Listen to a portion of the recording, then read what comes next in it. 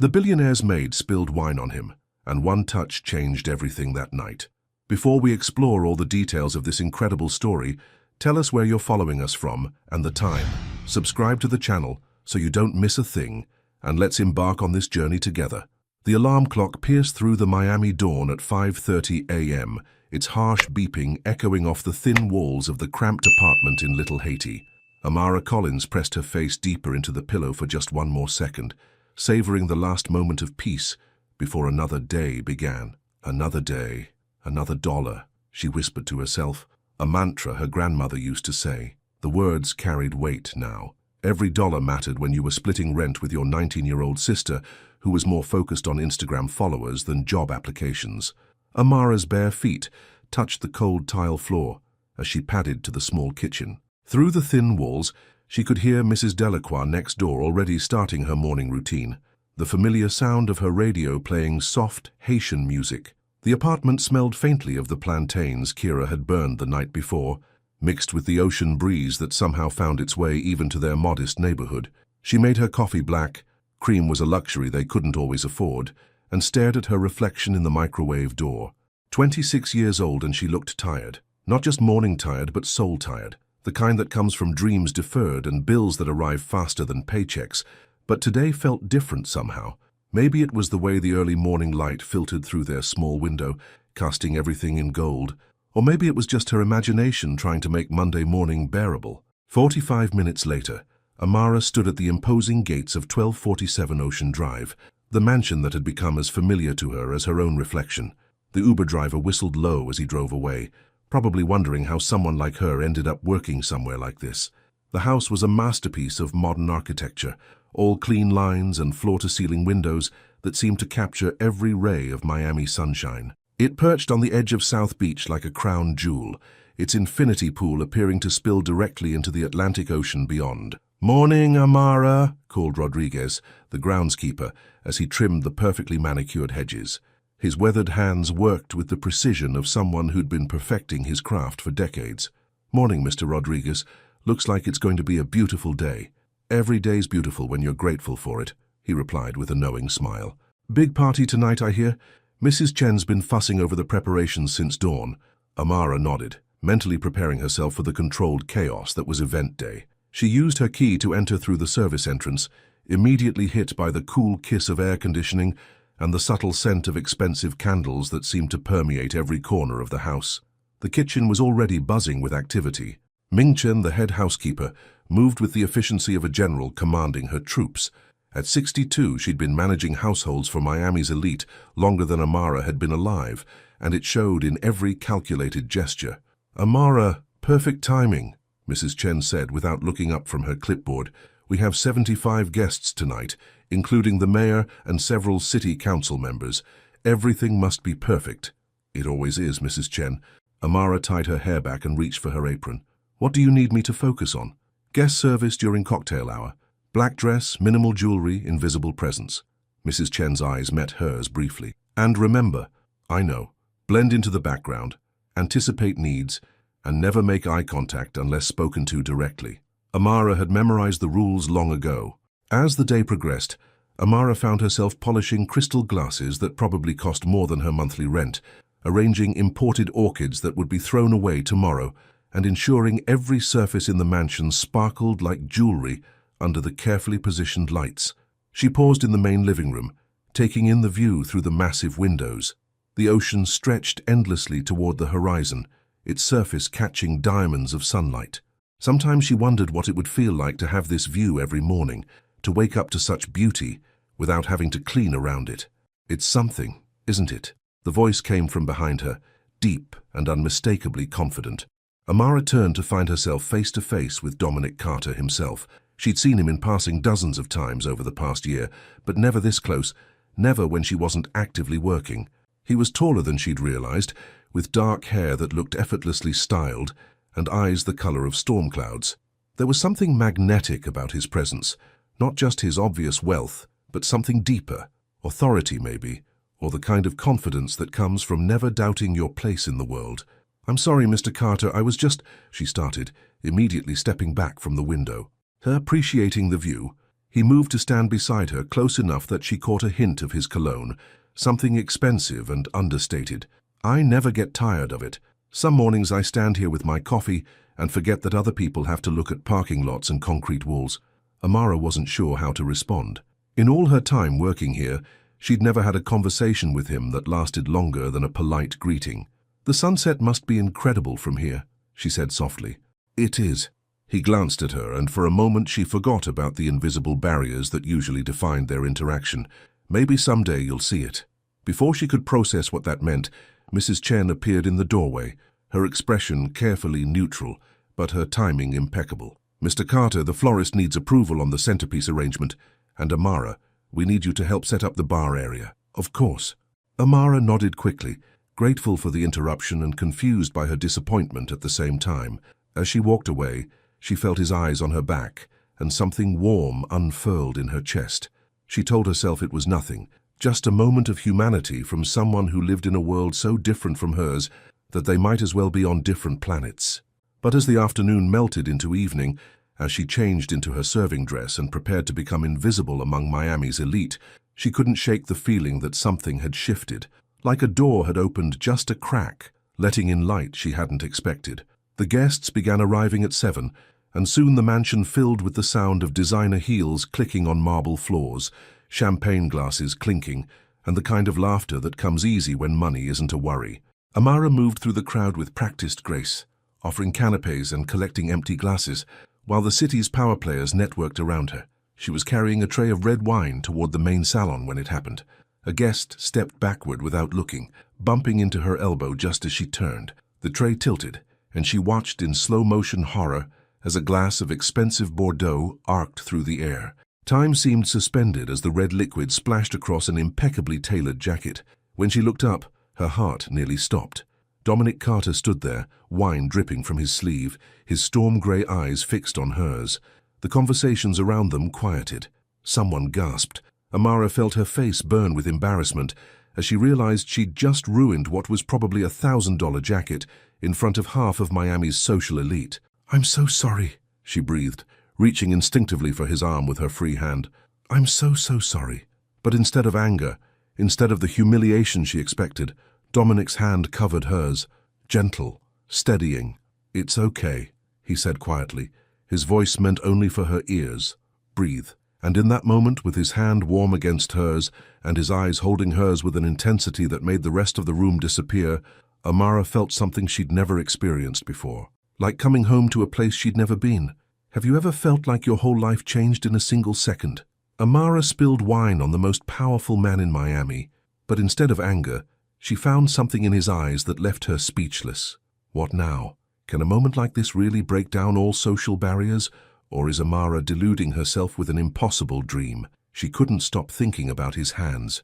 3 days had passed since the wine incident, and Amara still felt the phantom warmth of Dominic's fingers against hers.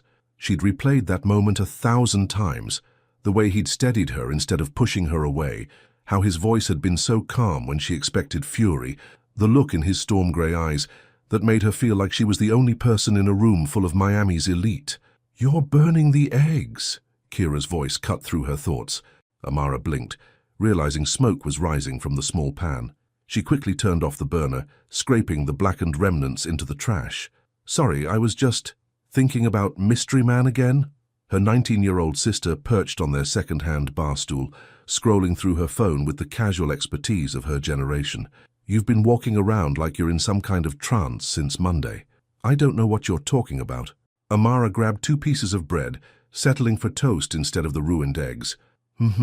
Kira looked up from her screen, her dark eyes, so similar to Amara's, sparkling with mischief. "Is he cute?" "It's not like that, Kira. He's my employer." "Well, technically." "So he is cute," Kira grinned.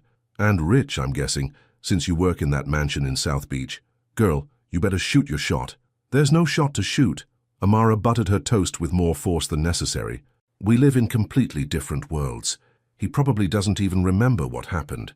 But even as she said it, she didn't believe it. There had been something in that moment, something that felt too real to be one-sided. 40 minutes later, Amara stood in the marble foyer of the mansion, polishing a crystal vase that already gleamed. Mrs. Chen had assigned her to the main level today, unusual since she typically worked in the less visible areas of the house.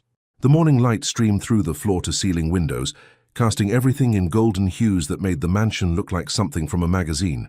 She could hear the distant sound of Rodriguez working in the garden, the gentle hum of the air conditioning, and the soft classical music that always played through the hidden speakers.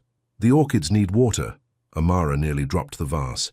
She turned to find Dominic standing in the doorway of what she knew was his home office, dressed casually in dark jeans and a white button-down shirt.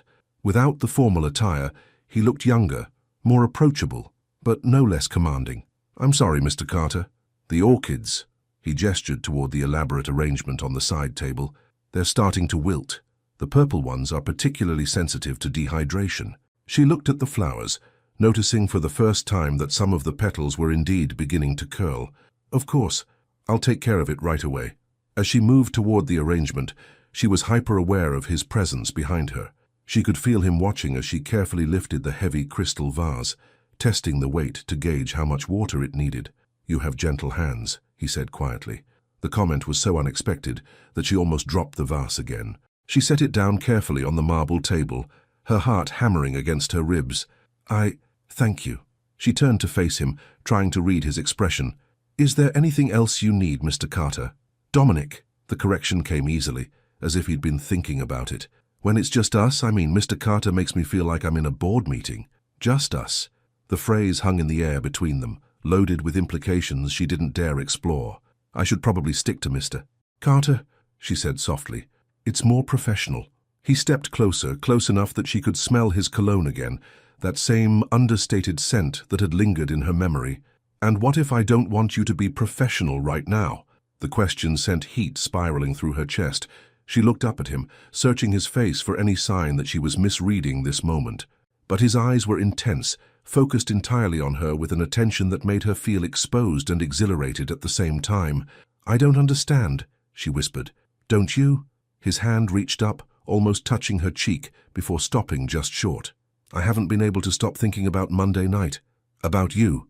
The admission hung between them like a bridge. She wasn't sure she was brave enough to cross. Every rational part of her mind screamed warnings about power dynamics, about the impossibility of their different worlds, about the job she desperately needed. But there was something in his voice, something vulnerable beneath the confidence, that made her want to forget about logic entirely. "Mr. Carter?" "Dominic." "Dominic." His name felt strange and wonderful on her tongue. "This isn't... we can't..." "Can't what?" He moved closer still, and this time his fingers did brush her cheek, feather-light and warm. "Talk, get to know each other, find out if what I felt the other night was real." She should pull away. She should remind him about boundaries, about the fact that she was his employee, about all the reasons this was a terrible idea. Instead, she found herself leaning into his touch, her eyes fluttering closed for just a moment. "I felt it too," she admitted, the words barely above a whisper. When she opened her eyes, his face was closer than before. She could see the flecks of blue in his grey eyes, could count the faint lines that spoke of laughter and sun, and a life she could barely imagine. "Have dinner with me," he said. "I can't." "Why not?" "Because..." She struggled to find words that didn't sound ridiculous. "Because you're you and I'm me. Because fairy tales don't happen to girls from Little Haiti. Because I'm terrified of what I'm feeling. Because you work here," he guessed, his thumb tracing along her jawline. "Because people will talk. Because you think we're too different." Each reason hit like an arrow finding its target. She nodded, not trusting her voice. "What if none of that mattered?" he asked. "What if it was just you and me finding out what this is?" Before she could answer, the sound of heels clicking on marble echoed through the foyer. They sprang apart, just as Mrs. Chen appeared around the corner, her sharp eyes taking in the scene with practiced efficiency. "Mr. Carter," she said smoothly, "your conference call with Tokyo is in 5 minutes." "Right. Thank you, Mrs. Chen." His voice was perfectly composed, but Amara could see the reluctance in his eyes as he stepped back. "Amara, thank you for taking care of the orchids." "Of course, Mr. Carter." As he walked away, she caught the slight emphasis he placed on his formal title, a reminder of her retreat into professional distance.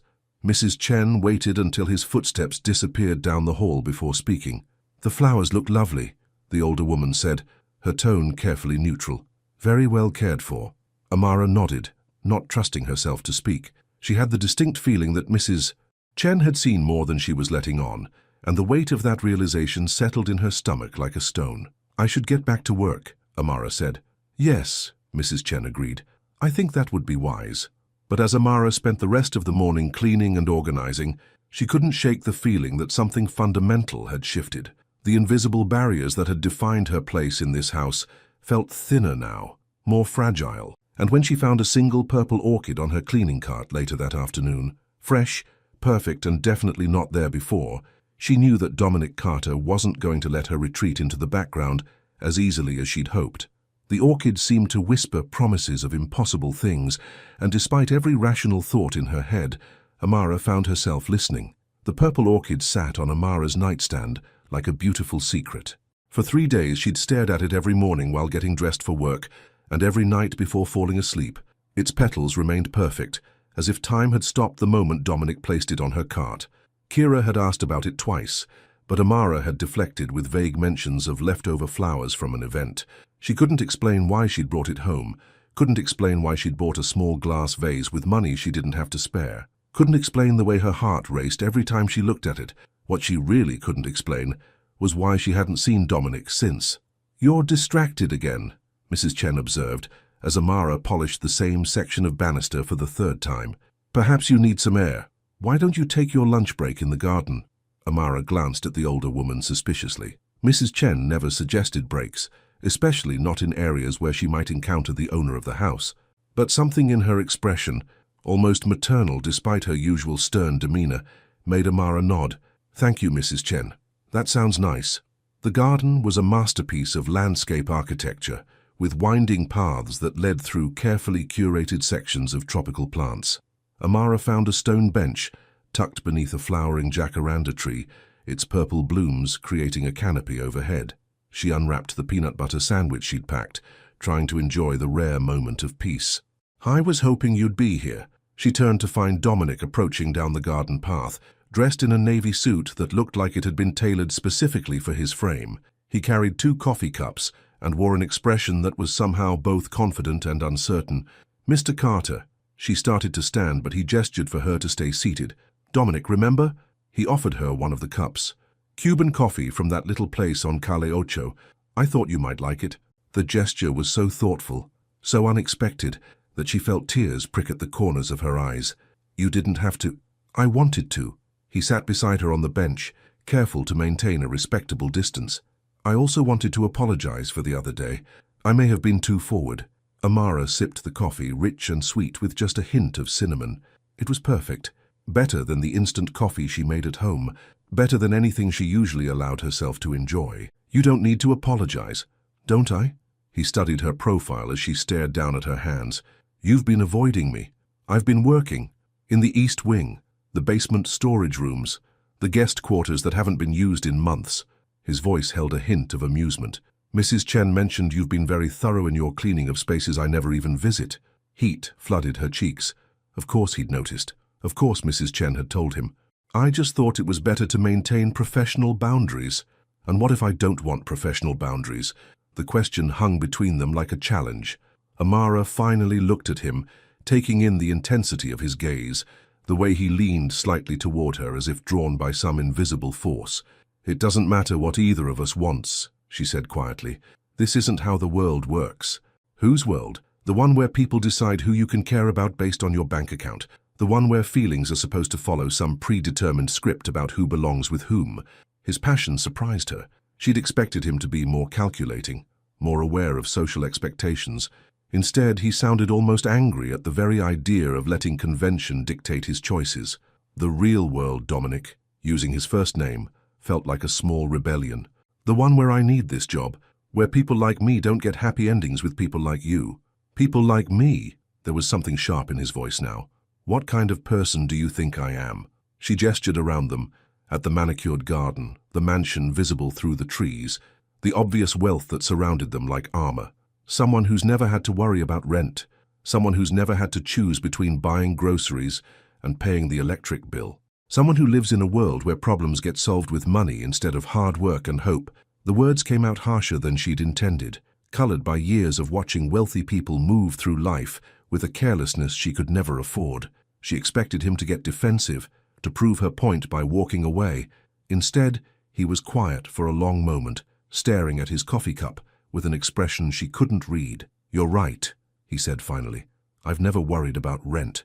I've never had to choose between necessities because I couldn't afford both. I inherited a life that most people can only dream about." The admission surprised her. She'd expected denial, justification, or at least some attempt to minimize the gulf between their experiences. "But," he continued, meeting her eyes again, "that doesn't mean I don't understand what it feels like to be trapped by other people's expectations, to have every choice you make scrutinized and judged, to wonder if anyone will ever see you as more than what you represent." There was something raw in his voice, something that spoke of loneliness despite being surrounded by luxury. Amara found herself studying his face, seeing past the confidence and control to something more vulnerable underneath. "People see a name, a net worth, a social position," he said.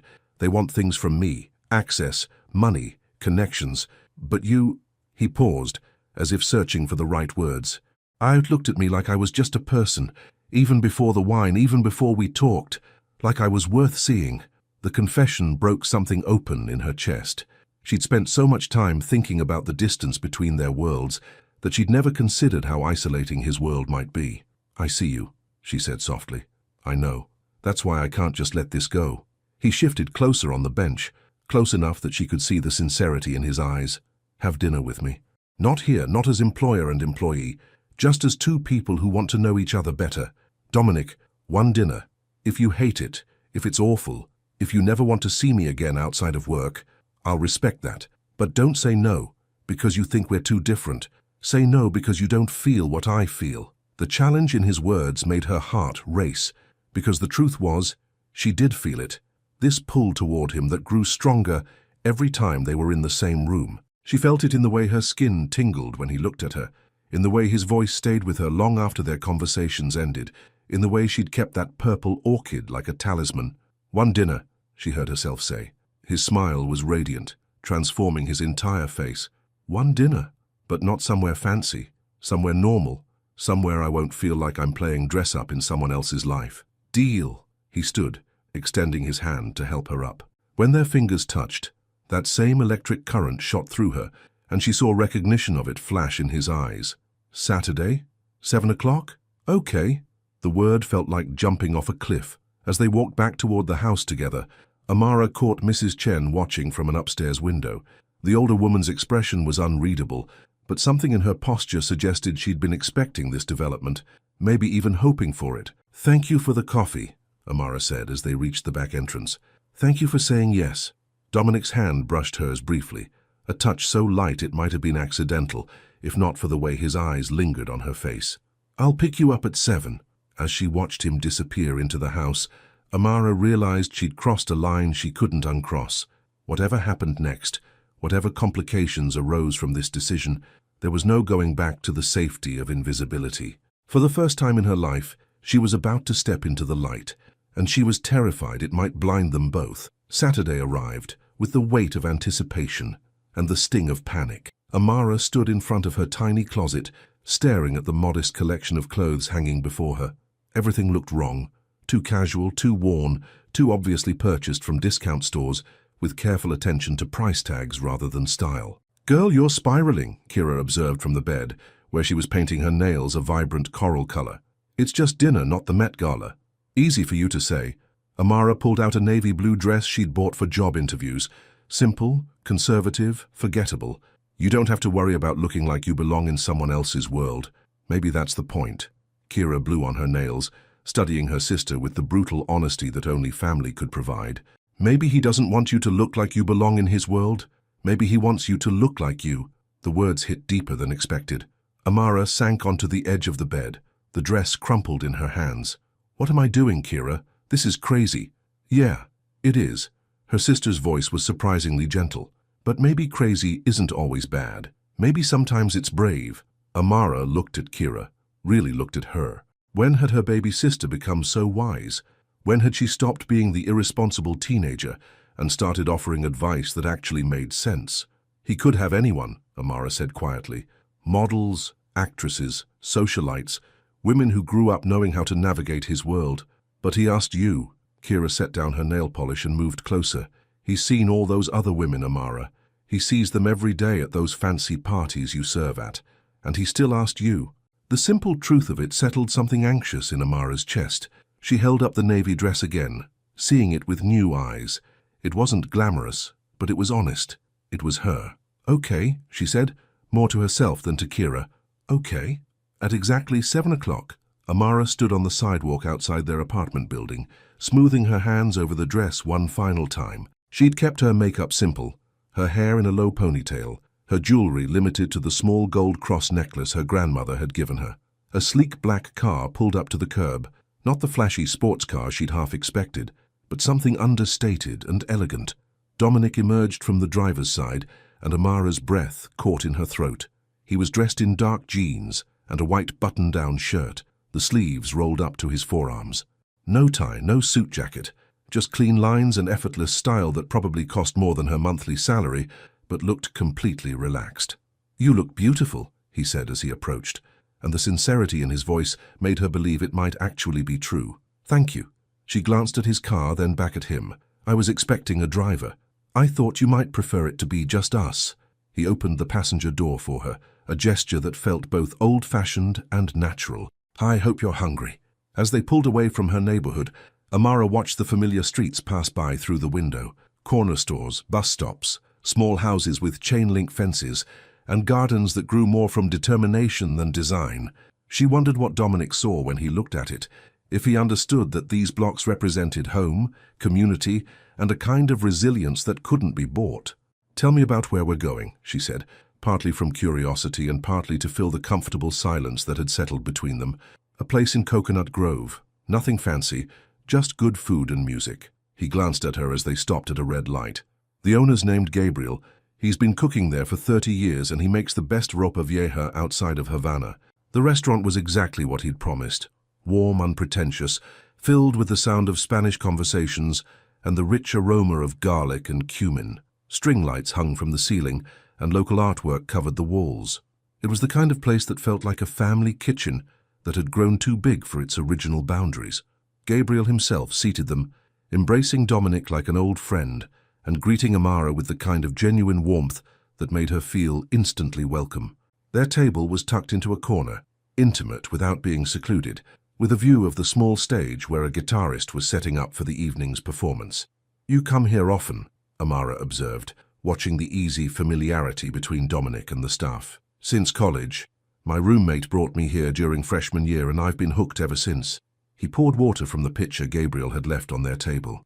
"It's one of the few places where I can just be myself." "And who is that?" "Yourself, I mean." The question seemed to catch him off guard. He was quiet for a moment, considering. "Someone simpler than you might expect.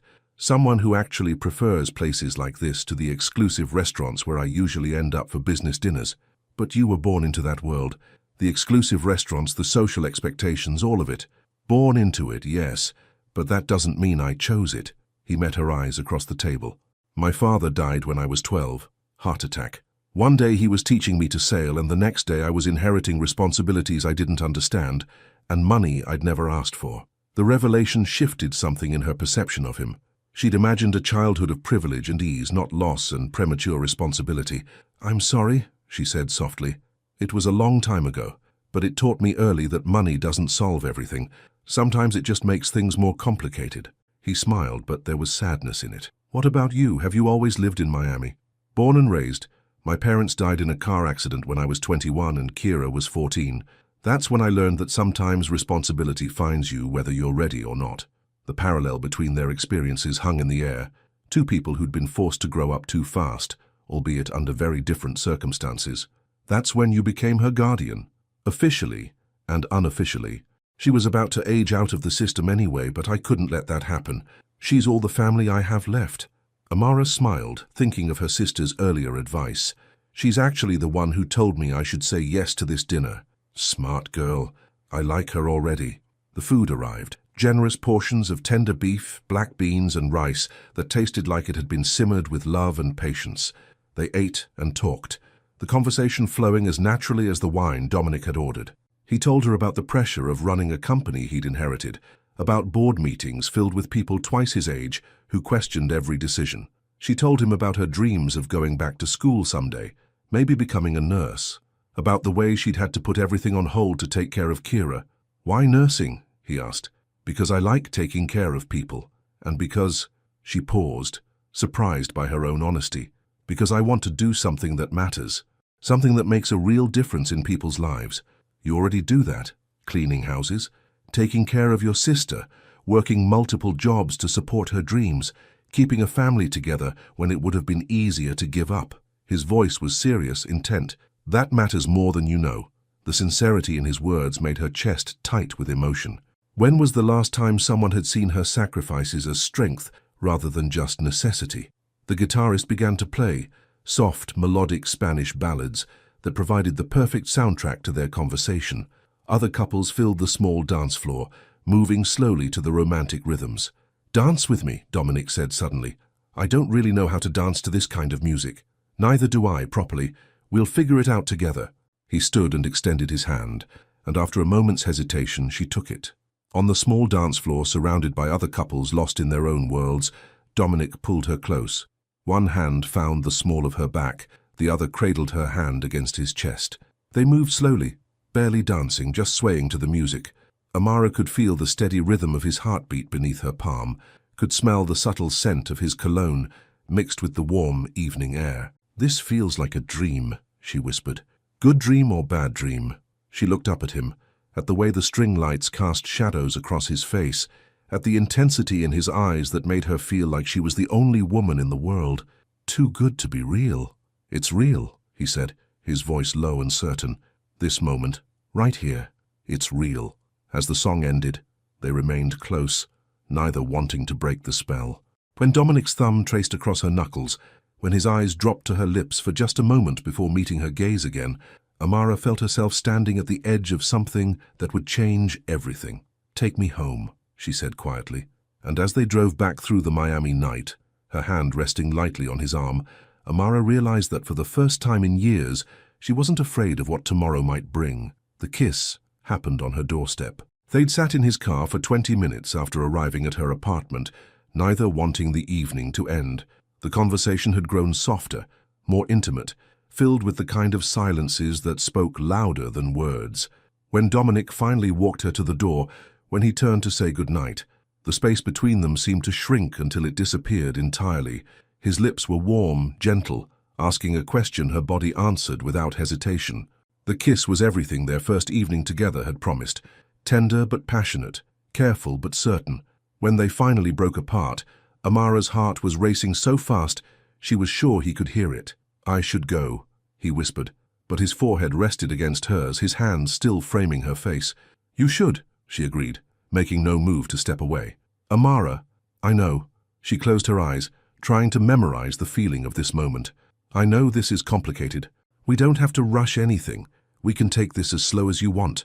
The consideration in his voice, the way he put her comfort before his own desire, made her chest tight with emotion. "Thank you." He kissed her forehead softly before stepping back. "I'll see you Monday." "Monday," she confirmed, watching him walk back to his car. As his taillights disappeared around the corner, she touched her lips, still able to feel the warmth of his kiss. She was in trouble, the kind of trouble that felt like flying. Monday morning arrived with a text message that made her smile despite her pre-work exhaustion. "Good morning, beautiful. Hope you slept well. D." She stared at the message for a full minute before responding. "Good morning, thank you for Saturday, it was perfect." His reply came immediately. "First of many, I hope." The warmth that spread through her chest carried her through the morning commute, through the familiar routine of entering the mansion, through Mrs. Chen's Monday morning briefing about the week's schedule. But as the day progressed, she began to notice things that made her stomach twist with anxiety. The way Mrs. Chen's assistant Patricia stopped talking when Amara entered the kitchen, the pointed looks between the other staff members, the sudden silence that fell when she walked into a room. "Is everything okay?" she asked Mrs. Chen during her lunch break, unable to ignore the tension any longer. The older woman looked up from her clipboard, her expression carefully neutral. "Should something be wrong?" "I don't know, it just feels like—" Amara struggled to find the words. "Like people are looking at me differently." Mrs. Chen was quiet for a long moment, studying Amara's face with the intensity of someone solving a puzzle. "You were seen," she said finally. "Seen?" Saturday night, at Gabriel's restaurant in Coconut Grove, with Mr. Carter. The bottom dropped out of Amara's world.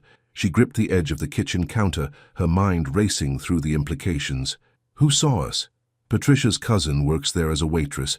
She recognized you both. Mrs. Chen's voice remained neutral, but her eyes held a warning. She mentioned it to Patricia, who mentioned it to others. Oh God. Amara sank onto one of the kitchen stools, her legs suddenly unsteady. Mrs. Chen, I can explain. You don't owe me an explanation. The interruption was gentle but firm. Your personal life is your business. But, she paused, choosing her words carefully. This household employs 15 people. Most of them have families, mortgages, responsibilities. Gossip has a way of spreading beyond these walls. The implication hit Amara like a physical blow. Her relationship with Dominic, if it could even be called that after one dinner, could affect not just her job, but everyone who worked here. The thought made her nauseous. What do I do? That depends. Mrs. Chen sat across from her, her expression softening slightly. How serious is this? Is it a passing attraction or something deeper? Amara thought about Saturday night, about the way Dominic had looked at her during dinner, about the kiss that still made her pulse quicken. I don't know yet, but it could be deeper. Then you need to be very careful. There are people who would use this against both of you, and against everyone who works here. Mrs. Chen leaned forward, her voice dropping to almost a whisper. Mr. Carter's business has enemies, competitors who would love to see him make a mistake that could be exploited. A scandal involving an employee could be exactly what they're looking for. The weight of responsibility settled on Amara's shoulders like a lead blanket. She'd been thinking about her own heart, her own future, but she hadn't considered the collateral damage her choices might cause. Mrs. Chen, she said quietly, what would you do if you were me? The older woman was quiet for a long time, her fingers drumming thoughtfully against the table. I would ask myself if what I was feeling was worth the risk to everyone involved, and then I would be honest about the answer. That afternoon, Amara found herself assigned to clean Dominic's home office, a task she was certain Mrs. Chen had orchestrated. The room was empty when she entered, filled with afternoon sunlight and the quiet hum of expensive electronics. She was dusting his desk when she noticed the framed photographs scattered across its surface. Dominic, with what appeared to be his father, both of them on a sailboat with matching smiles. A formal portrait of a woman who had his eyes, probably his mother. Several pictures of him with various groups of people at charity events and business functions. In every photo, he looked successful, confident, perfectly at ease in his world of wealth and privilege. Looking at them now, after their intimate dinner and that perfect kiss, felt like a reminder of the gulf between their lives. Find anything interesting? She spun around to find him standing in the doorway, jacket slung over his shoulder, tie loosened around his neck. He looked tired but smiled when he saw her, the kind of smile that transformed his entire face. I'm sorry, I was just looking at my pictures. It's fine. He crossed to the desk, standing close enough that she could smell his cologne. What do you think? You look happy in them. Do I? He picked up the photo with his father, studying it with an expression she couldn't read. I suppose I was. Things were simpler then. Before you inherited everything? Before I understood what I was inheriting. He set the photo down and turned to face her fully. How was your day? You seem tense. The concern in his voice almost broke her resolve. She wanted to tell him everything, about the gossip, about Mrs. Chen's warnings, about the fear that was growing in her chest like a living thing. Instead, she forced a smile. Just tired. Long weekend. He studied her face, and she could see him cataloguing the signs of stress she was trying to hide. Amara, if something's wrong, nothing's wrong. The lie tasted bitter on her tongue. I should let you get back to work. She started toward the door, but his hand caught her wrist gently. Hey, talk to me, what's going on? The touch sent electricity up her arm, the same spark she'd felt since the first night they'd touched. But now, instead of excitement, it brought panic.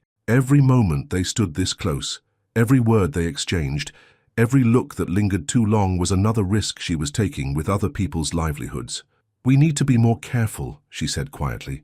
Careful about what? This. Us. Whatever this is. She pulled her hand free, immediately missing the warmth of his touch. People are starting to talk. Something shifted in his expression, a hardening around his eyes that reminded her suddenly of his reputation in the business world. Let them talk. You don't understand, it's not just about us. There are other people who could get hurt. Who's been talking? The question was sharp, edged with an authority she'd never heard him use before. "Mrs. Chen? Patricia? It doesn't matter who. What matters is that this could affect everyone who works here. Your competitors, your business relationships. Mrs. Chen says there are people who would use this against you. Mrs. Chen is being overly cautious." "Is she?" Amara moved to the window, putting distance between them. "Because from where I'm standing, it looks like she's being realistic about what happens when people from different worlds try to pretend those differences don't matter." The silence that followed was heavy with tension. When she finally turned back to him, Dominic was watching her with an expression that mixed frustration and hurt in equal measure. "So that's it?" he asked quietly. "One dinner, one perfect evening, and you're ready to walk away because people might talk?" "I'm trying to be practical." "No, you're trying to be safe. There's a difference." The accusation stung because it was true, but safety wasn't just about her anymore.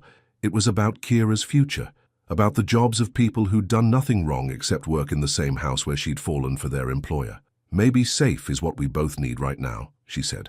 Dominic was quiet for a long moment, his hands clenched at his sides. When he spoke again, his voice was carefully controlled.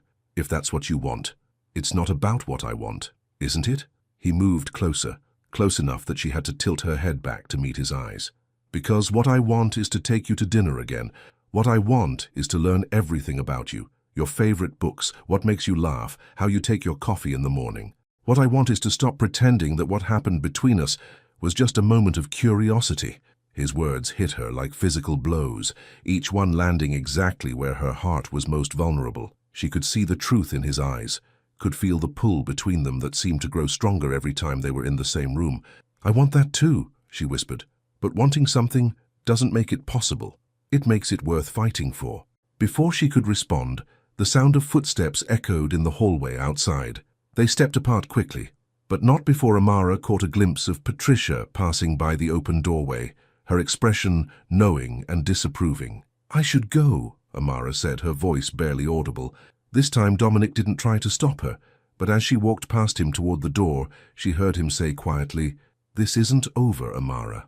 Whatever you're afraid of, whatever they've told you to be afraid of, it doesn't change what's happening between us." She didn't turn around, didn't trust herself to speak, but as she left his office and returned to the safety of her assigned tasks, she carried his words with her like a promise and a threat rolled into one. Because he was right, it wasn't over, and that terrified her more than anything else. The distance between them became a living thing. For 2 weeks, Amara and Dominic moved through the mansion like dancers, in a carefully choreographed routine, designed to keep them apart. She cleaned the east wing while he worked in the west. She took her breaks when he was in meetings. She left through the service entrance when his car was in the driveway, but the space between them hummed with unfinished conversations and unspoken truths. "You're losing weight," Kira observed over their shared breakfast of toast and instant coffee. "And you look like you haven't slept in days." "I'm fine." "No, you're not." Her sister set down her cup with the kind of deliberate motion that meant a serious conversation was coming. "You're miserable, and don't try to deny it. I've been watching you mope around here like someone stole your favorite thing." Amara pushed the eggs around on her plate, unable to meet Kira's knowing gaze. "It's complicated." "Is it? Because from where I'm sitting it looks pretty simple. You like him, he likes you, and you're both too scared to do anything about it." "There are consequences, Kira. Real ones. People could lose their jobs, including me, and if I lose this job, we'll figure it out. We always do." Kira reached across the small table and covered Amara's hand with her own. "But what if you're giving up something real for problems that might never happen? And what if I'm not? What if I'm protecting us from something that could destroy everything we've worked for?" Kira was quiet for a moment, studying her sister's face with an expression far too mature for her 19 years. "When did you become so afraid of taking risks?" The question hit harder than expected. When had she become the kind of person who chose safety over possibility? When had fear become her default response to anything that felt too good to be true? "When I became responsible for you," Amara said quietly. "I never asked you to give up your life for mine. You didn't have to ask. You're my sister, and you're mine." Kira squeezed her hand. "Which means I want you to be happy. And you haven't been happy in a long time, Amara. Not until recently." At work, the careful distance was becoming harder to maintain. Dominic had stopped trying to accidentally run into her, but she could feel his presence in the house like a magnetic pull she had to actively resist. Sometimes she would enter a room, and know he'd been there recently. His cologne lingering in the air, papers on his desk, shifted in a way that suggested restless energy. Mrs. Chen had stopped assigning her to areas where they might encounter each other, a kindness that felt both protective and suffocating. The other staff members had settled back into their normal routines, but Amara could still feel the occasional speculative glance, the conversations that quieted when she entered a room. "Mr. Carter wants to see you in his office," Patricia announced on Thursday afternoon, her tone carefully neutral, but her eyes bright with curiosity. Amara's heart stuttered.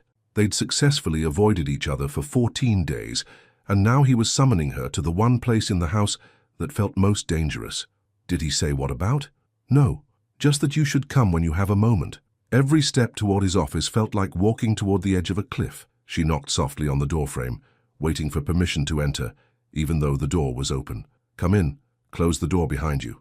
His voice was carefully controlled, but she could hear something underneath it, frustration maybe, or exhaustion that matched her own. When she turned to face him, she was struck by how tired he looked, the same shadows under his eyes that she saw in her own mirror every morning. "You wanted to see me, Mr. Carter." The formal address made him flinch visibly. "Sit down, please." She remained standing, her hands clasped behind her back in a posture that felt both professional and defensive. "Is there something wrong with my work?" "You know there isn't." He leaned back in his chair, studying her with an intensity that made her want to look away. "This is about something else, entirely. I don't think we should—" "I'm leaving." The words hit her like a physical blow. She gripped the back of the chair she'd refused to sit in, her knees suddenly unsteady. "Leaving? For 3 weeks. Business in London, then Tokyo. Some deals that require personal attention." His voice was matter-of-fact, but his eyes never left her face. "I wanted you to know, in case you were wondering why the house feels different. That's good. For business, I mean. International expansion and all that." "Is it?"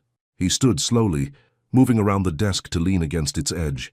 "Because from where I'm sitting, it feels like running away." "Mr. Carter, Dominic." The correction was sharp, almost angry. "My name is Dominic, and you know it. Stop hiding behind formality." "I'm not hiding, I'm being appropriate." "Appropriate." He laughed, but there was no humor in it. "Right, because what we felt at Gabriel's was so appropriate. The way you responded when I kissed you was the height of propriety." Heat flooded her cheeks. "That was a mistake." "Was it?" He pushed off from the desk, moving closer, "because it felt like the most honest thing either of us had done in years." "Dominic, please." His name slipped out before she could stop it, and she saw the flash of satisfaction in his eyes. "This isn't fair. None of this is fair. What's not fair is pretending that what happened between us was meaningless. What's not fair is letting other people's fear dictate how we feel about each other. It's not other people's fear, it's reality. We live in different worlds." "Stop." The word came out harder than he'd probably intended. "Stop hiding behind that excuse. Yes, we have different backgrounds. Yes, there are complications. But the reason you're pushing me away isn't because of society or class differences or whatever other barriers you want to throw up. Then why?" The question escaped before she could stop it. "Because you're terrified of wanting something this much. Because you've spent so long taking care of everyone else that you've forgotten how to let someone take care of you." His words stripped away every defense she'd carefully constructed, leaving her feeling exposed and vulnerable. "You don't know what you're talking about." "Don't I?" He was close enough now that she could see the flecks of blue in his grey eyes, could smell the familiar scent of his cologne. "Tell me I'm wrong, Amara. Tell me you don't feel what I feel. Tell me that when you go home at night, you don't think about what could happen between us, if you were brave enough to find out." She opened her mouth to deny it, to lie with the same careful precision she'd been using for 2 weeks. But the words wouldn't come, because he was right about all of it. The fear, the want, the endless nights spent imagining what if. "It doesn't matter what I feel," she whispered. "It's the only thing that matters." The space between them had shrunk to nothing, and she could feel the warmth radiating from his body, could see the way his pulse jumped in his throat. When he lifted his hand toward her face, she didn't pull away. "Come with me," he said quietly. "What?" "To London. To Tokyo. Come with me." The invitation hung between them like a bridge to another life. For a moment, she let herself imagine it, waking up in hotel rooms with views of foreign cities, sharing meals in places she'd only seen in magazines, exploring the world with someone who saw her as more than just the sum of her responsibilities. "I can't." "Why not?" "Because—" She struggled to find words that didn't sound like excuses. "Because I have a job, a life, Kira." Bring Kira, or don't. She's 19, Amara. Old enough to take care of herself for a few weeks. You don't understand. I can't just drop everything and follow you around the world like some kind of... Like what? Like someone who deserves to have adventures? Like someone worth investing in? The questions hit every insecurity she'd ever carried about her place in the world. Like someone who's forgetting her place. The silence that followed was deafening. When Dominic spoke again, his voice was quiet but edged with something that might have been anger. And what place is that exactly? The one where you work for me? The one where you're not allowed to want anything beyond what's been predetermined for someone of your background? The one where I'm realistic about what's possible? What's possible? He repeated, stepping back. Right. Well, let me tell you what I think is possible. I think it's possible that we could be happy together. I think it's possible that the differences between us matter less than what we have in common. I think it's possible that you're using every excuse you can think of because you're too afraid to find out what could happen if you stopped fighting this. His words hung in the air between them. A challenge and an accusation rolled into one. Amara felt tears prick at the corners of her eyes, but she blinked them back. Maybe I am afraid, she said. Maybe I'm terrified of wanting something I can't have. Maybe I'm scared of what happens when this ends, and I'm left with nothing but the memory of what it felt like to pretend I belonged in your world. What if it doesn't end? Everything ends, Dominic, especially things like this. He stared at her for a long moment, and she watched something shift in his expression, a closing off, a retreat behind the professional mask she'd seen him wear in business meetings. You're right, he said finally. Everything does end. I guess I just thought we might get to choose when. The dismissal in his voice was gentle but final. Amara felt something break apart in her chest, but she forced herself to nod. Have a safe trip, Mr. Carter. This time he didn't correct her use of his formal title, and as she walked out of his office, closing the door behind her with the careful precision of someone trying not to shatter, she wondered if she'd just made the biggest mistake of her life, or the smartest decision she'd ever made. Either way, it felt like dying. The mansion felt like a museum without him. For the first week after Dominic left for London, Amara told herself the hollowness in her chest was relief. No more careful choreography to avoid encounters. No more electric tension crackling through rooms when they were in the same space. No more fighting the pull toward something that could only end in heartbreak. But relief was supposed to feel lighter than this. He calls every other day to check on the house, Mrs. Chen mentioned on Wednesday morning, her tone carefully neutral as she reviewed the week's schedule. Very particular about the temperature settings and the garden maintenance. Amara nodded, focusing intently on polishing a silver picture frame. That's good. Shows he cares about the property. Indeed. Mrs. Chen's voice carried something that might have been amusement. He also asked specifically about the orchids in the main salon, wanted to make sure they were being properly watered. The frame slipped in Amara's hands, and she had to catch it before it hit the marble surface. The purple orchids, the same variety as the one he'd left on her cart all those weeks ago. The same ones he'd noticed were wilting during their first real conversation. I'll make sure they're taken care of, she said quietly. I'm sure you will. That afternoon, while watering the orchids, Amara found herself wondering what London looked like through hotel windows, whether Dominic was sleeping well in an unfamiliar bed, whether he thought about their last conversation with the same regret that kept her awake at night. She shook her head, forcing the thoughts away. This was exactly what she'd wanted. Distance, clarity, a return to the simple routine of work without complications. So why did everything feel wrong? You're driving me crazy, Kira announced the following Saturday, sprawled across their small couch with her laptop balanced on her knees. It's like living with a ghost who occasionally remembers to eat. I'm fine. You're the opposite of fine. You're so not fine that it's actually impressive. Kira closed her laptop and turned to face her sister fully. When was the last time you smiled?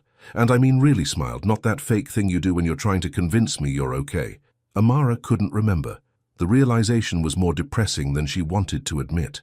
I've been thinking, Kira continued, about what you said, about being responsible for me, about how you can't take risks because of what might happen to us.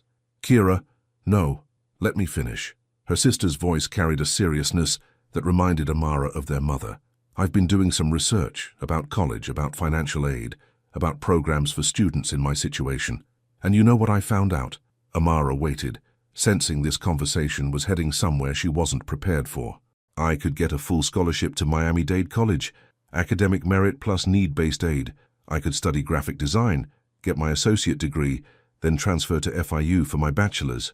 Kira's eyes were bright, with the excitement Amara hadn't seen in months. I could be completely financially independent within 2 years. The information hit Amara like a punch to the chest. That's wonderful, Kira. I'm proud of you for researching all that. But, no buts. I think you should apply. Really? Kira studied her sister's face suspiciously. Because you look like I just told you I was moving to Mars. Amara forced a smile. I'm just surprised. You've never mentioned wanting to go to college before. I never thought it was possible before. I thought we were stuck, you know, like we'd both just keep working minimum wage jobs forever, trying to make ends meet. Kira moved closer on the couch. But watching you these past few weeks, seeing how miserable you are, it made me realize something. What's that? We're both living like we're afraid of wanting too much, like we don't deserve good things because of where we came from. Kira reached for Amara's hand. But maybe that's not true. Maybe we're allowed to want more. The words echoed something Dominic had said during their last conversation, about her being afraid of wanting something too much. The parallel made her chest tight with emotion. College is expensive even with scholarships. I'll figure it out. Work-study programs, part-time jobs, whatever it takes. Kira's voice was determined in a way that reminded Amara painfully of herself at that age. The point is, I don't want you to feel like you have to sacrifice your happiness for mine anymore. You're not a sacrifice, Kira. You're my sister. And you're mine, which means I want you to be happy. Kira squeezed her hand. Even if that means taking a risk on something that scares you. Monday brought news that made Amara's carefully constructed equilibrium crumble entirely. Mr. Carter's trip has been extended, Mrs. Chen announced during the morning staff meeting. He'll be in Tokyo for an additional 2 weeks, then returning directly to New York for board meetings. He won't be back in Miami until the end of next month. 6 more weeks. The number echoed in Amara's head as she went through the motions of her daily tasks. 6 more weeks of this hollow feeling, of rooms that felt too empty, of wondering what might have been if she'd been brave enough to say yes when he asked her to come with him. She was cleaning his office that afternoon, a task Mrs. Chen had resumed assigning her now that there was no risk of awkward encounters, when she noticed something different about his desk. The family photos were gone. The casual clutter of papers and coffee cups had been cleared away. Everything looked sterile, impersonal, as if no one had ever worked there at all.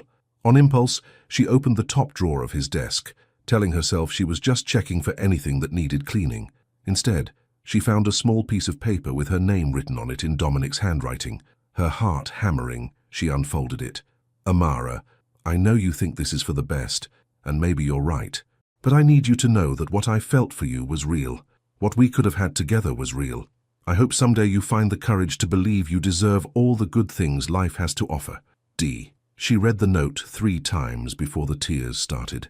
Great, silent sobs that shook her entire body as she sat in his empty chair, surrounded by the ghost of his presence. The words blurred on the page, but she'd already memorized every letter. What we could have had together was real. Past tense, as if he'd already accepted that they were over before they'd ever truly begun. The worst part was that he was right. She had been afraid, not just of the complications or the gossip or the potential consequences, but of the intensity of what she'd felt for him, of how completely he'd managed to slip past every defense she'd spent years building. She'd been afraid of wanting him as much as she did, and now he was gone, and the wanting hadn't disappeared. If anything, it had grown sharper, more painful, like a constant ache she couldn't ignore. Miss Collins? Amara looked up to find Rodriguez standing in the doorway, his weathered face creased with concern. She quickly wiped her eyes and folded the note, slipping it into her pocket. I'm sorry, Mr. Rodriguez, I was just cleaning, I know. His voice was gentle, understanding in a way that made her want to cry all over again. But maybe what needs cleaning isn't in this room. Before she could ask what he meant, he was gone, leaving her alone with her tears and the lingering scent of Dominic's cologne. That night, lying in bed with the note tucked safely in her jewelry box next to her grandmother's cross, Amara stared at the ceiling and tried to imagine 6 more weeks of this emptiness, 6 more weeks of going through the motions of living while feeling like half of herself was missing. Kira had been right about one thing. They were both living like they were afraid of wanting too much. But what if wanting more wasn't a betrayal of where they came from? What if it was the most honest thing they could do? As sleep finally claimed her, Amara found herself thinking about London hotels and Tokyo skylines, about what it might feel like to wake up somewhere new with someone who saw her as worth the risk. For the first time since Dominic had left, she let herself imagine what might have happened if she'd said yes, and for the first time in her life, she wondered if it wasn't too late to change her mind. The phone call came at 3 a.m. on a Tuesday. Amara jerked awake to the shrill sound of her cell phone vibrating against the nightstand. For a disoriented moment, she thought it might be Dominic, maybe calling from Tokyo where it would be evening, maybe having changed his mind about everything. Instead, Mrs. Chen's voice filled the darkness, urgent and uncharacteristically shaken. "Amara, I need you to come to the house. There's been a break-in." 20 minutes later, Amara stood in the mansion's main foyer surrounded by police officers, their radios crackling with static in the pristine silence. Emergency lights cast everything in harsh shadows, making the familiar space feel foreign and violated. "They knew the security code," Detective Morrison explained, his voice echoing off the marble floors. "Disabled the cameras, went straight for the office and the master bedroom. Professional job." Mrs. Chen looked smaller than usual, wrapped in a silk robe with her silver hair loose around her shoulders. They took his laptop, some business files, jewelry from the bedroom safe. But the strangest thing— "What's that?" Amara asked. "They left behind items worth far more. Art pieces, expensive electronics, cash that was sitting right there in plain sight." The older woman's eyes met Amara's. It's like they were looking for something specific. As the police finished their investigation and the house slowly returned to its usual quiet, Amara found herself standing in Dominic's office, surveying the damage. Drawers had been pulled out, papers scattered across the floor, the careful order of his private space destroyed. She knelt to gather the scattered photographs from his desk, the ones of him with his father, the formal portrait of his mother, the business photos that had seemed so intimidating weeks ago. Now they just looked vulnerable, like pieces of someone's life carelessly discarded. "Miss Collins." She looked up to find Detective Morrison in the doorway, his notebook still open in his hands. "Mrs. Chen mentioned you clean this office regularly. Have you noticed anything unusual lately? Anyone asking questions about Mr. Carter's business, his schedule, his personal affairs?" The question sent a chill down her spine. "No, nothing like that. Why? This kind of targeted break-in, it usually means someone's been gathering information. Someone who knew when the house would be empty, what they were looking for, how to get in and out without being caught." His eyes were serious, professional, someone with inside knowledge. After he left, Amara sat in Dominic's chair, surrounded by the chaos of the break-in, and felt a fear she hadn't expected. Not for herself, but for him. Somewhere in Tokyo, he was going about his business, unaware that his private sanctuary had been violated, that someone was targeting him with enough precision to suggest real danger. She pulled out her phone before she could overthink it, scrolling to the contact she'd saved but never used. Dominic, personal. Her finger hovered over the call button for a full minute before she finally pressed it. It rang 4 times before his voice filled the small space, thick with sleep and confusion. "Amara, what time is it? Are you okay?" The sound of her name in his voice, heavy with concern despite everything that had happened between them, made her chest tight with emotion. "I'm sorry to wake you. There's been a break-in at the house." Silence. Then, "Are you hurt? Is anyone hurt?" "No, everyone's fine." "But Dominic, they weren't random thieves. Detective Morrison thinks it was targeted. Someone who knew your schedule, your security codes, exactly what they were looking for." Shit. She could hear him moving around, probably getting out of bed, probably already mentally cataloging what might have been compromised. "What did they take? Your laptop, some business files, jewelry from your bedroom, but they left behind things worth much more." "The detective thinks they were after specific information." Another silence, longer this time. When he spoke again, his voice had taken on the hard edge she recognized from his business persona.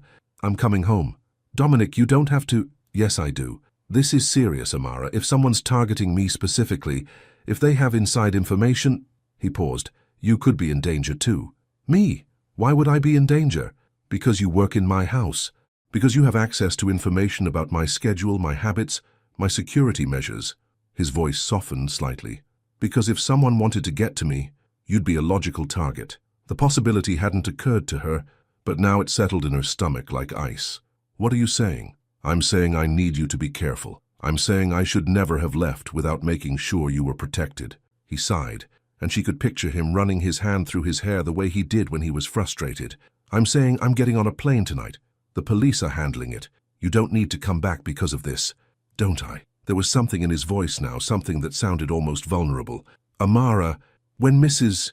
Chen called me an hour ago when she told me what happened, the first thing I thought about wasn't my business files, or my laptop, or any of the things they stole. What was it? It was you. Whether you were safe, whether someone had hurt you, whether I'd made a terrible mistake leaving you there unprotected. His voice dropped to almost a whisper. I spent 6 weeks telling myself that walking away was the right thing to do. That respecting your choice to keep your distance was noble, mature, all the things a good man should do. Dominic, but when I thought someone might have hurt you, when I imagined something happening to you while I was half a world away, he paused. It made me realize that walking away wasn't noble, it was cowardly. The admission hung between them across thousands of miles, carried by satellites and fiber-optic cables, but feeling as intimate as if he were standing right beside her. You weren't being cowardly. You were respecting my decision. Was I? Or was I taking the easy way out because fighting for you would have required more courage than I had? The question hit her like a physical blow, partly because it echoed her own doubts about her choices, and partly because it suggested he'd been questioning his own decisions as much as she'd been questioning hers. I don't know, she said quietly. I've had 6 weeks to think about it. 6 weeks of hotel rooms and business meetings and wondering what the hell I was doing, pretending I could just forget about you. His voice grew stronger, more certain. I was wrong, Amara. About walking away, about accepting your decision without fighting for what we could have. I was wrong, and I'm coming home to tell you that in person. The break-in is an excuse, a good one, a legitimate one, but an excuse nonetheless.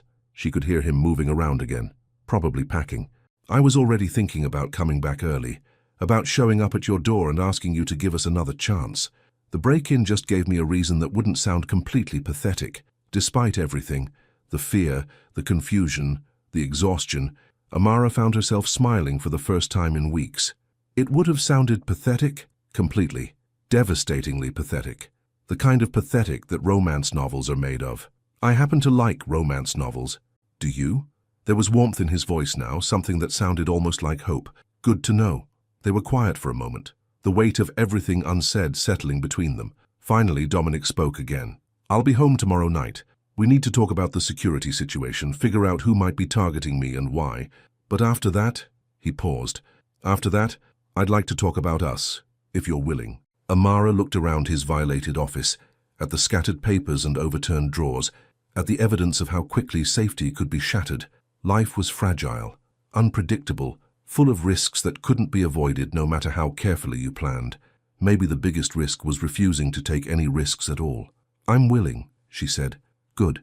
She could hear the smile in his voice. Amara? Yeah? Thank you for calling me. For being the first person to think about my safety instead of just the business implications. Of course. And Amara? Yeah? I missed you. Every single day I missed you. After they hung up, Amara sat in the quiet office for a long time, surrounded by the debris of the break-in and the ghost of his presence. But for the first time in weeks, the emptiness felt different. Tomorrow, everything would change again. And for the first time since he'd left, she wasn't afraid of what that might mean. He arrived at sunset, just as the Miami sky was painting itself in shades of gold and crimson.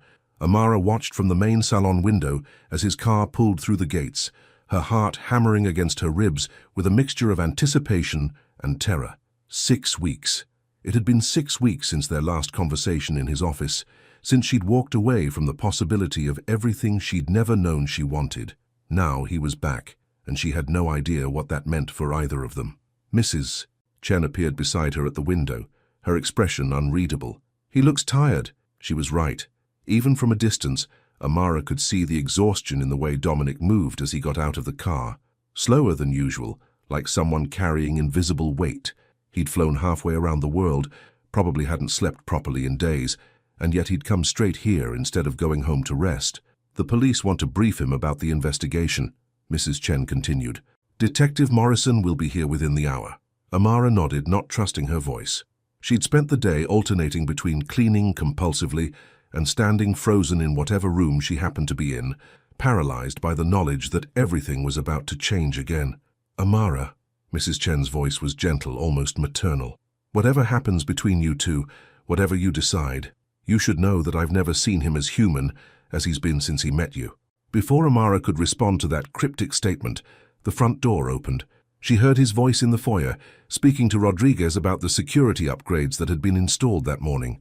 The familiar sound of it sent warmth spiraling through her chest, even as her nerves threatened to overwhelm her completely.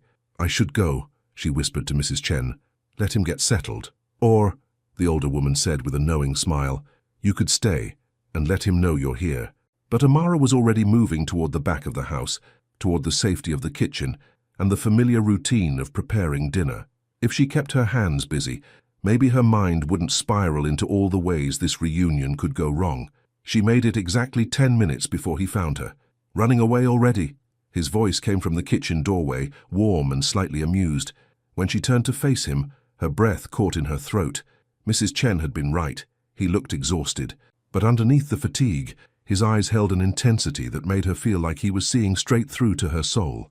"I wanted to give you space to get settled," she said, wiping her hands on her apron in a gesture that felt nervous and unnecessary. "The last thing I want is space." He stepped into the kitchen and suddenly, the large room felt impossibly small, especially from you. They stood there for a moment, drinking each other in. He was wearing a dark sweater and jeans, casual clothes that made him look younger, more approachable but no less commanding. His hair was slightly mussed from travel, and there was stubble along his jaw that suggested he'd been too focused on getting home to worry about his usual grooming routine. "How was your flight?" The question was absurd under the circumstances, but she needed something to fill the charged silence between them. Long, lonely, full of regrets and second-guessing. His honesty was disarming, as always. "How have you been?" "Miserable," she admitted before she could stop herself. The word hung between them like a confession. Dominic's expression softened, and he took another step closer. "Good," he said quietly. "Good. Good that you were miserable. Good that I wasn't the only one questioning every decision I made." He was close enough now that she could see the flecks of blue in his grey eyes, could smell the familiar scent of his cologne mixed with airport air and exhaustion. "Good that what happened between us mattered enough to make you unhappy when it was gone." "It mattered," she whispered. "It all mattered." Past tense? The question was gentle, but she could hear the vulnerability underneath it.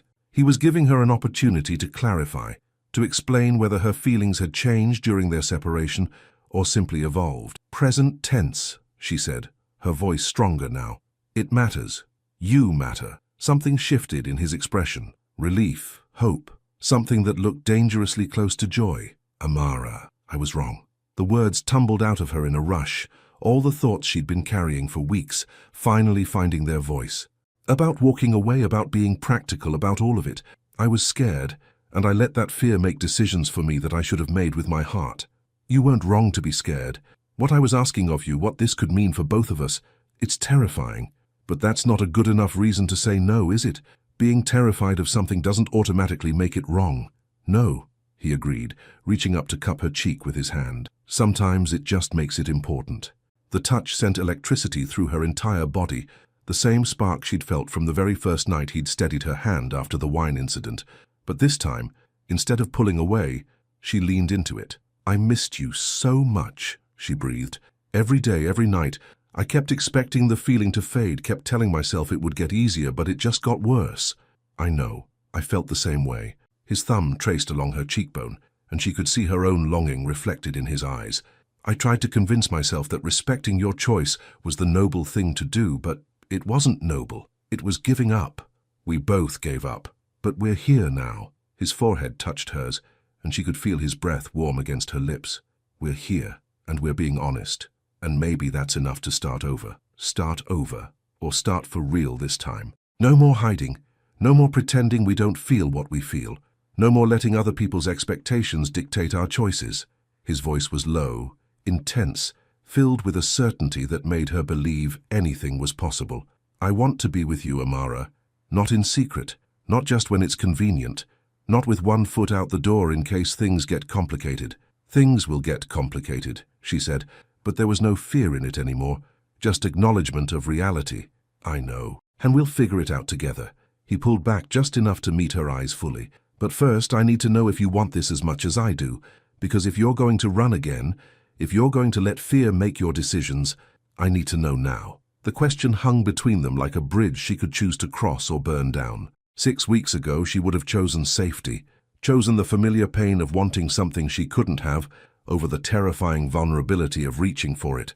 But 6 weeks of missing him had taught her something about herself. She was braver than she'd thought, stronger than she'd believed, and worthy of the kind of love that felt too good to be true. "I want this," she said, her voice clear and certain. "I want you. I want us, whatever that looks like, whatever complications come with it." The smile that spread across his face was radiant, transforming his exhausted features into something that looked like pure joy. "Thank God," he breathed, and then his lips were on hers. The kiss was everything their first one had been and more. Desperate with weeks of separation, tender with new understanding, electric with promise. She melted into him, her hands fisting in his sweater, her heart hammering against her ribs as he pulled her closer. When they finally broke apart, both breathing hard, Dominic rested his forehead against hers again. "Detective Morrison will be here soon," he said, his voice rough with emotion. "We need to deal with the break-in, figure out who's targeting me and why. I know. But after that," he traced his thumb along her lower lip, and she shivered at the touch. "After that, I want to take you to dinner. Somewhere public this time. Somewhere everyone can see that you're with me, and I'm with you. People will talk. Let them." His eyes were fierce, protective, full of a determination that made her feel invincible. "Let them talk about how lucky I am. Let them wonder how someone like me managed to win someone like you. You have that backwards." "No," he said, his voice soft but absolute. "I really don't." As if summoned by their conversation, the sound of car doors slamming echoed from the front of the house. Detective Morrison, arriving right on schedule to discuss security measures and potential threats. But for the first time since the break-in, Amara wasn't afraid. Whatever dangers they faced, whatever complications arose from their choice to be together, they would handle them as a team. "Ready?" Dominic asked, offering her his hand. She took it without hesitation, feeling the rightness of it settle into her bones like coming home. "Ready," she said. And for the first time in her life, she truly was. The truth came wrapped in a manila envelope, delivered by Detective Morrison with the kind of careful professionalism that warned of unpleasant revelations.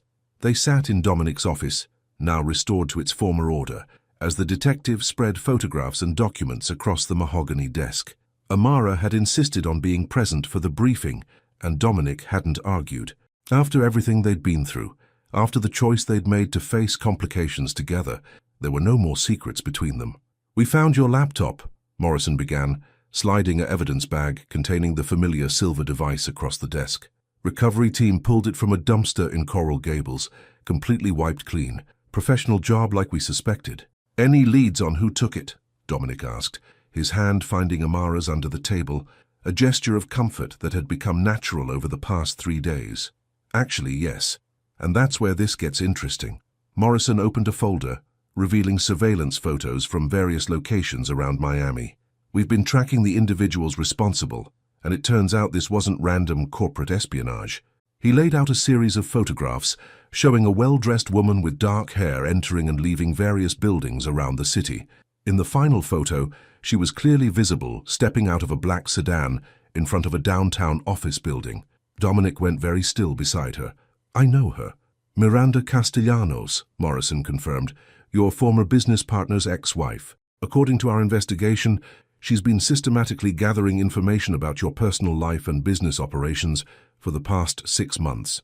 Marcus," Dominic's voice was flat, emotionless, in a way that made Amara's chest tight with concern.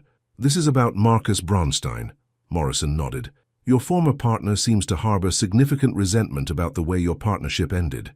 When his divorce became finalized last year, Ms.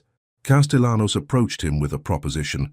She would help him gather evidence of corporate malfeasance in exchange for a substantial financial settlement." "What kind of evidence?" Amara asked, though she wasn't sure she wanted to know the answer. "The kind that doesn't exist," Dominic said quietly, "because there hasn't been any malfeasance.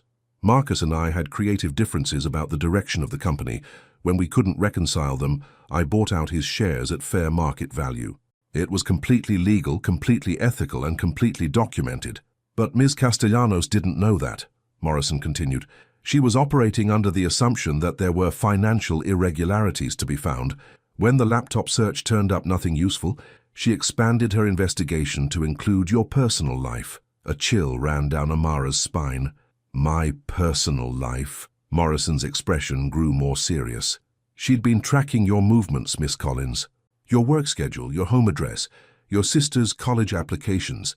The break-in wasn't just about stealing business information, it was about gathering leverage. Leverage for what? Dominic's voice had taken on the hard edge she recognized from their early conversations, when he'd been protecting himself behind walls of professional distance. Blackmail, essentially. The plan was to document your relationship with Miss Collins and use it to suggest impropriety in your business dealings. A wealthy businessman taking advantage of his employee, even consensually, could be spun into a harassment scandal with the right legal representation. The room fell silent except for the quiet hum of the air conditioning. Amara felt sick, imagining her private feelings turned into weapons, her choice to love Dominic twisted into something ugly and exploitative. But there's good news, Morrison added quickly. Ms. Castellanos made a critical error. She attempted to sell the information she'd gathered to a competitor of yours, Nexus Industries. Unfortunately for her, Nexus's CEO has been a family friend of yours for years. He immediately contacted your legal team. David called me yesterday, Dominic confirmed. Said someone had approached him with what they claimed was compromising information about my personal conduct. He wanted to give me a heads up before refusing to buy whatever they were selling. With that testimony and the evidence we've gathered, we have enough to file charges against both Ms. Castellanos and Mr. Braunstein for conspiracy, breaking and entering, and attempted extortion. Morrison began gathering the photos back into his folder. You're safe, both of you. This whole scheme has collapsed. Relief flooded through Amara so quickly, it left her lightheaded. For days, she'd been carrying the fear that loving Dominic might put them both in danger. Now to learn that the danger had always been there, that it had nothing to do with her choices, and everything to do with someone else's greed and resentment, felt like being released from a weight she hadn't realized she was carrying. What happens now? She asked. Legal proceedings, probably a civil suit for damages, definitely improved security measures, Morrison replied. But the immediate threat is over. You can both get back to your normal lives. After Morrison left, they sat in the quiet office, processing everything they'd learned. Dominic was staring out the window at the ocean, his expression thoughtful and distant. You're thinking about Marcus, Amara said. I am. He turned back to her, and she could see the hurt in his eyes despite his controlled expression. He was my friend. For 8 years he was one of my closest friends. I trusted him with everything. My business, my family, my dreams for what we could build together. People change, or maybe they show you who they really were all along. Maybe. He reached for her hand, threading their fingers together. The ironic thing is, if he'd just asked me for help with his divorce settlement, with the legal fees, I would have given it to him, no questions asked. But that wouldn't have satisfied whatever he was really angry about. No, I don't think it would have. Dominic was quiet for a moment, then looked at her with an intensity that made her heart skip. Amara, I need you to know something. What Morrison said about the blackmail attempt, about them trying to spin our relationship into something inappropriate. I know it's not true. Do you? Because from the beginning, there's been this power imbalance between us. I'm your employer. I have more money, more social connections, more of everything that matters in this world. If you ever felt pressured, stop. She turned in her chair to face him fully. Dominic, look at me. Really, look at me. He did, his storm-grey eyes searching her face with the careful attention she'd come to love. Do I look like someone who can be pressured into anything? She asked. Do I seem like someone who would be here, in this office, holding your hand, if I didn't want to be? A smile tugged at the corner of his mouth. No, you seem like someone who would probably punch me if I suggested you couldn't make your own decisions. Exactly. I chose this. I chose you. Not because you're wealthy or powerful, or because I felt like I had to, but because you make me laugh. Because you see me as more than just my circumstances. Because you made me want to be brave enough to reach for something I thought was impossible. Even though it's complicated. Especially because it's complicated. She squeezed his hand. Easy love isn't worth very much, is it? Anyone can fall for someone who's convenient, someone who fits perfectly into their existing life. But falling for someone who challenges everything you thought you knew about yourself, someone who makes you want to become better than you were, that's the kind of love that changes you. Is that what this is? Love. The question hung between them, huge and terrifying and wonderful. They danced around the word for weeks, implied it in a dozen different ways, but never said it directly. Yes, she said, her voice clear and certain. "I love you, Dominic Carter. I love your terrible jokes and your unexpected gentleness, and the way you look at me like I'm something precious. I love that you came home from halfway around the world because you were worried about my safety. I love that you're brave enough to fight for us even when everyone else thinks we don't make sense. I love you too." The words came out rough with emotion. "I love your strength and your stubbornness and the way you challenge me to be better than I thought I could be. I love that you see past everything I have to who I actually am underneath it all." He stood, pulling her up with him, and suddenly they were kissing again, desperate and joyful and full of promises neither of them had been brave enough to make before. When they finally broke apart, both breathing hard, Dominic rested his forehead against hers. "So what happens now?" she asked, echoing her earlier question to Morrison. "Now we figure out what our life looks like together. The real version, not the secret version or the careful version or the version where we pretend it's not serious." His eyes were bright with possibility. "Now we stop being afraid of what other people think and start building something that belongs to us." "That sounds perfect." "It sounds terrifying," he corrected with a grin, "but perfect too." Outside the window, the Miami sun was setting over the ocean, painting the sky in shades of pink and gold. Tomorrow would bring new challenges, new questions about how to navigate their different worlds, new opportunities to choose love over fear. But tonight, they had truth, they had honesty, they had each other. And for the first time since a glass of red wine had brought them together, that felt like enough to build a future on. 2 years later, the morning light filtering through the floor-to-ceiling windows of their Coconut Grove home painted everything in soft gold, the kind of light that made ordinary moments feel like small miracles. Amara stood at the kitchen island, wearing one of Dominic's Columbia University t-shirts and a pair of shorts. Her nursing school textbooks spread across the marble surface alongside her laptop and a half-finished cup of Cuban coffee. Her hair was pulled back in a messy bun, and she had a yellow highlighter tucked behind her ear, the picture of focused concentration that had become her signature look over the past 18 months. "Pharmacology exam tomorrow?" Dominic asked, emerging from their bedroom wearing running shorts and sneakers, his hair still mussed from sleep. "Pharmacology exam tomorrow," she confirmed, not looking up from her notes. "And if I don't pass it, I'm going to have to repeat the entire semester, which means delaying my clinical rotations, which means you're spiraling," he interrupted gently, moving behind her to press a kiss to the top of her head. "And forgetting that you've gotten perfect scores on every exam you've taken so far. Past performance doesn't guarantee future results," she muttered, but she leaned back against his chest anyway, accepting the comfort he offered. "No, but past performance does suggest that you're exactly as brilliant as I've been telling you since the day we met." His arms circled her waist, and she could feel his smile against her temple. "You're going to be an incredible nurse, Amara, the best Miami general has ever seen." She turned in his arms, studying his face in the morning light. 2 years together, and he still looked at her like she was the most fascinating thing in the world. The intensity was still there, but it had been tempered by familiarity, deepened by the kind of intimacy that came from knowing someone's morning routine and their favorite way to be comforted after a bad day. "How did I get so lucky?" she asked, reaching up to touch his cheek. "I ask myself the same question every day." He caught her hand, pressing a kiss to her palm. "Speaking of which, I have something to tell you." Something in his tone made her study his expression more carefully. There was excitement there and nervousness, and something that looked almost like mischief. "Good something or bad something?" "Good something. Great something, actually." He pulled out his phone, scrolling to an email. "Remember that nursing scholarship you applied for? The one for students from underserved communities who are pursuing careers in pediatric care?" Her heart stuttered. "The Healy Foundation scholarship? Dominic, that's a full ride plus living expenses for my last year of school. There's no way I—" "You got it." His grin was radiant. "Full scholarship, plus a guaranteed position in the pediatric ICU at Miami Children's Hospital after graduation." The news hit her like a physical blow. She stared at the email on his phone, reading the same paragraph 3 times before the words finally sank in. Full scholarship, guaranteed position. Everything she'd dreamed of but never quite believed she deserved. "I can't— this is—" She looked up at him, tears blurring her vision. "This changes everything." "It changes nothing," he said firmly. "You earned this, Amara. Every bit of it. Your grades, your volunteer work, your essay about wanting to help children who grew up like you did. They saw what I've known all along, that you're going to change lives." She kissed him then, pouring 2 years of gratitude and love and wonder into the connection between them.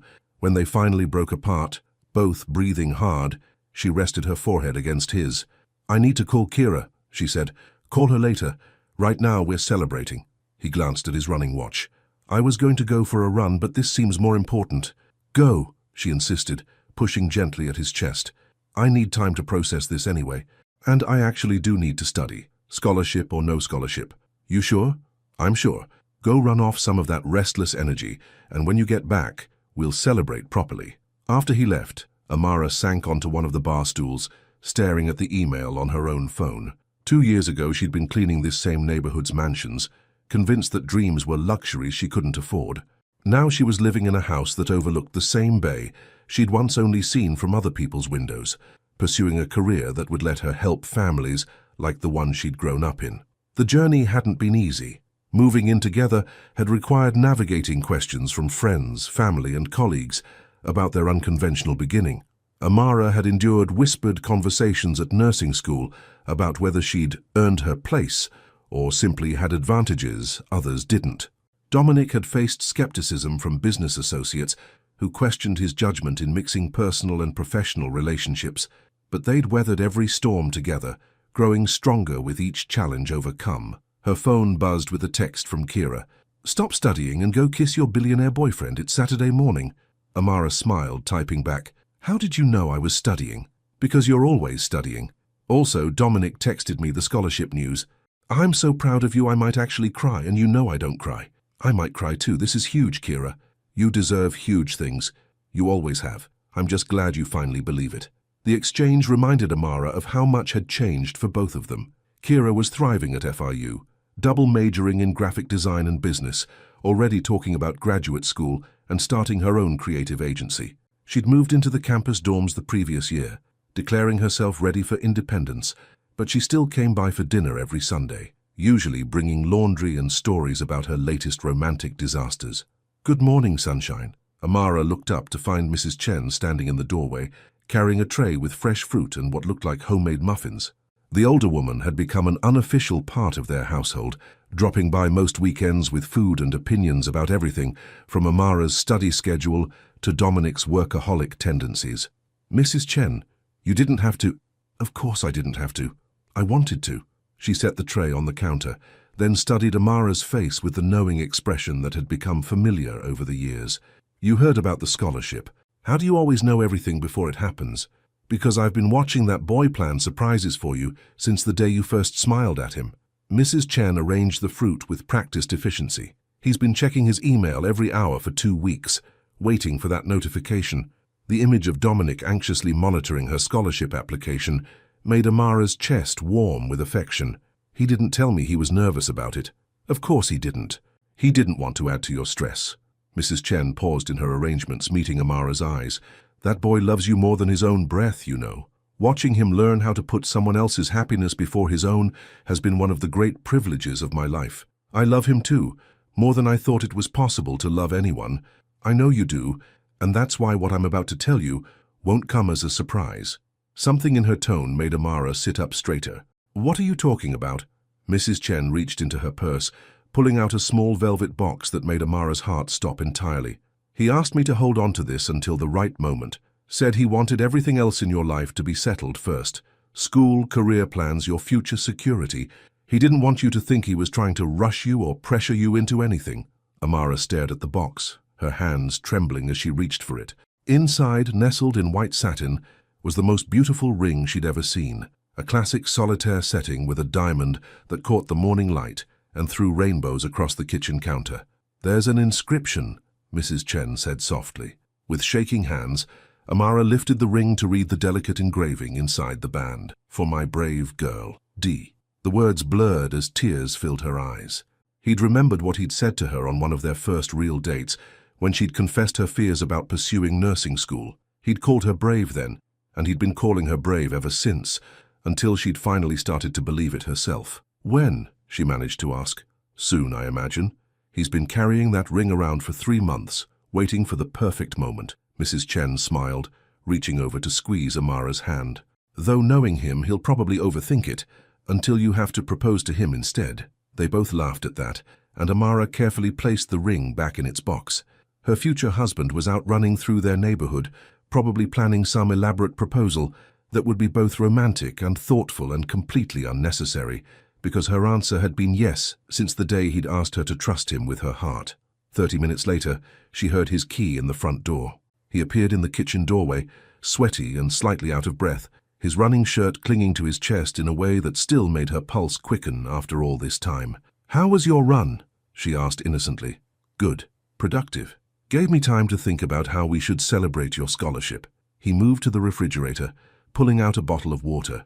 "I was thinking dinner at Gabriel's tonight. Seems appropriate given the history." "Sounds perfect." She waited until he'd finished drinking, then held up the velvet box. "But I think we might have more than one thing to celebrate." The bottle slipped from his hand, hitting the floor with a plastic thud that neither of them noticed. His eyes went wide, then moved to Mrs. Chen, who was trying very hard to look innocent. "You gave it to her?" "The moment was right," Mrs. Chen said simply. "And you've been carrying that thing around long enough to wear a hole in your pocket."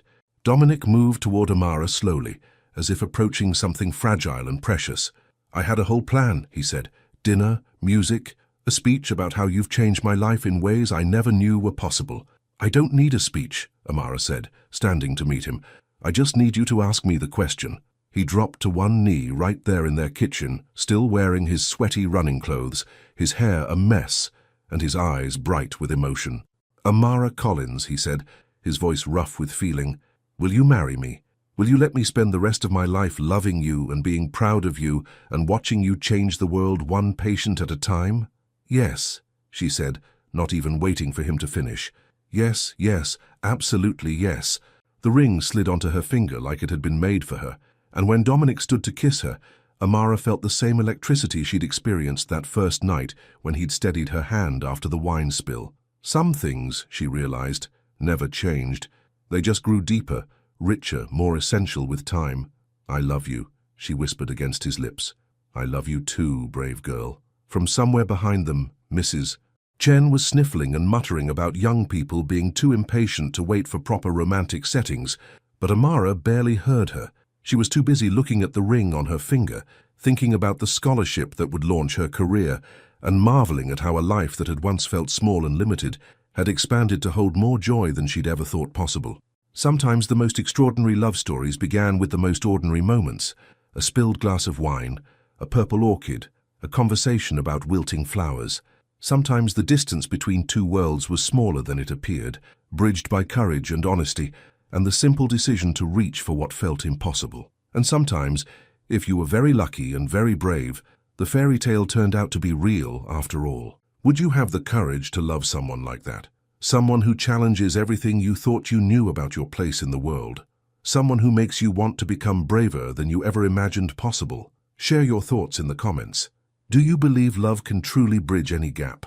What would you have done in Amara's place? Your participation in the channel is very important, so please leave your opinion in the comments. Thank you so much for watching until the end. If you enjoyed this story, don't forget to subscribe to the channel, leave a like, and comment your thoughts. Your participation is very important to us. See you next time.